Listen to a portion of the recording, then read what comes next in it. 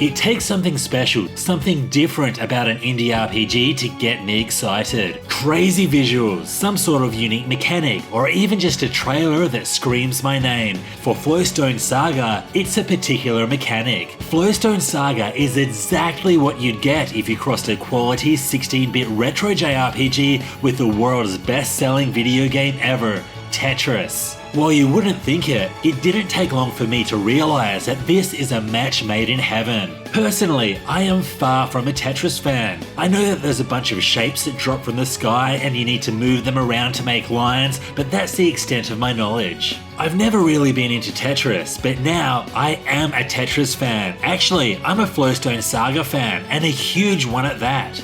This Kickstarter-funded JRPG was developed by Impact Gameworks, who brought us the roguelike title Tangle Deep back in 2019. Their follow-up title, Flowstone Saga, has only just been released on Steam, with a Switch release in the works. If there is anything about this game that looks like it might interest you, give it a go. Whether you're a Tetris fan or not, it doesn't matter. Flowstone Saga is an excellent JRPG and it should not be missed. Before we get into it, I'd like to thank the publishers for the review code, and all footage that you see is from the pre-release PC version of the game. Also, as always, if you like this review, it would help me out a lot to hit that like button and sub for more JRPG content coming soon. Alright, let's get into it. Flowstone Saga looks amazing. From the sprites to the backgrounds to the portraits, this looks exactly like a 16-bit retro RPG should. The game also sounds great. The two main men behind the game, Andrew Aversa and Andrew Lewis, also have a strong music background, and I would urge them to quit their day jobs and keep on pumping out tunes if their day job wasn't creating incredible JRPGs. Seriously, there are some absolute bangers here, and buying the soundtrack when released is going to be a no-brainer for me. I do need to mention though that the version I played is a pre-release build, and there were quite a few minor glitches plus a story progression bug that I did encounter late in the game, but the devs are busy working to fix these issues. The story follows the journey of Mirai, a young woman who wakes up on the mysterious oceans and islands with no memory of her past. Early in the game, Mirai stumbles into an ancient rune to find a mysterious item known as a Flowstone. This Flowstone allows her to manifest flow into physical matter, allowing her to build and modify existing structures and fight with Flowstones. From what initially starts off as a pretty light-hearted fun adventure, soon takes a turn when a bunch of pirates sail to the islands, and this sparks a load of new mysteries and conflicts for Mirai and her friends. The story was surprisingly good and continually builds as new characters are introduced and Mirai learns more about herself and the Flowstones. It's also supported by a really great cast of characters too. I kind of expected them to come and go, but they didn't.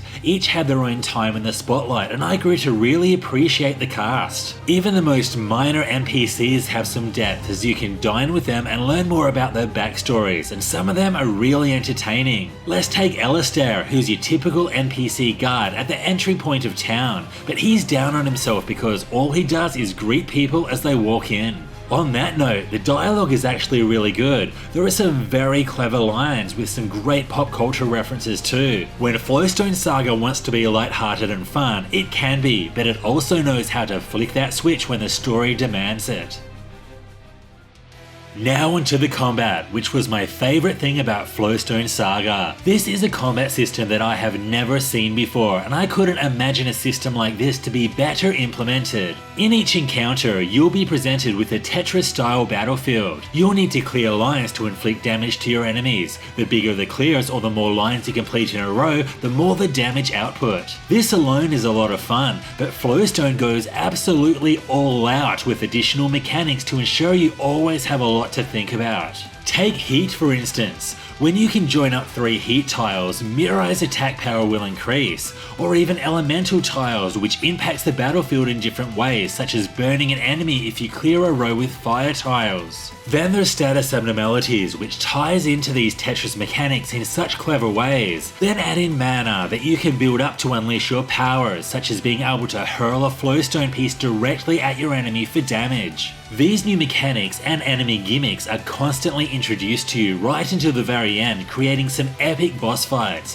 Hell, even the normal boss fights feel epic. I'm not very good at Tetris, but I actually saw a massive improvement in my skills as time went on. My decision making was a lot quicker, and I would build up rows to combo rather than simply trying to clear a single row as soon as possible. Not only does the outstanding combat system make use of the Tetris mechanics, but other aspects of the game do too, such as Mirai's unique ability to build objects by completing flowstone puzzles. The whole mining aspect also requires you to clear special tiles, and this interactivity makes gathering these resources much more interesting than it is in many other JRPGs. While it's hard to flaw this system in any way, if there's one feature that really needs to be added, it's being able to view your previously viewed tutorials. There is a lot to the combat system, and I really wanted to go back and reread some of the finer points that I didn't understand at the time.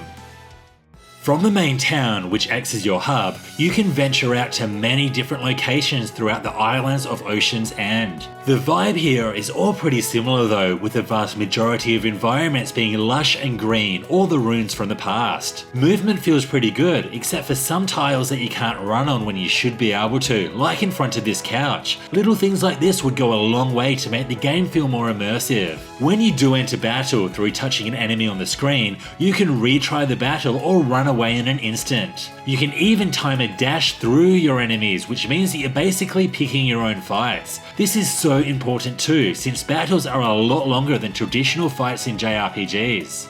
One problem that I did encounter is that you can't run from bosses or even load a save when you die. Your only option is to retry or lower the difficulty, forcing me to end the game with good old Alt F4 on many occasions. I did have it on the middle difficulty setting though, which was definitely a bit of a challenge. Then you've got all of the extra optional content to sink your teeth into. Each area has a range of discoveries, all shown as a percentage on the main map. There's also a load of side quests, an arena, super bosses, and even a fishing minigame. Then there's a system that lets you purchase decor to customize Mirai's house, but this one was horribly implemented as you can't rotate objects or place them up against walls. But aside from this, the optional content was really good.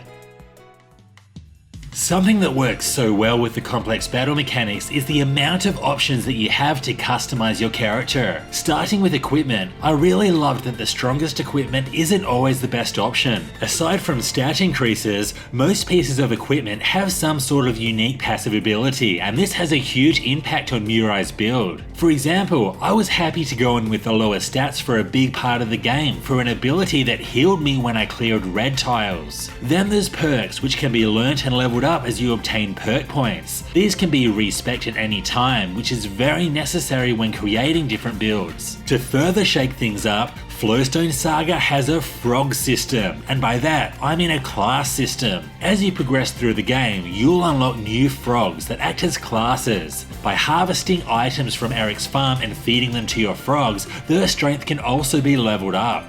These frogs are the biggest factors in changing up your playstyle, as they not only provide a unique power and passive ability, but they also have their own selection of flowstones that will fall in battle. Seeing what flowstones come with each class did take a bit of menu hopping though, and I felt that they really should have been displayed on the class select screen.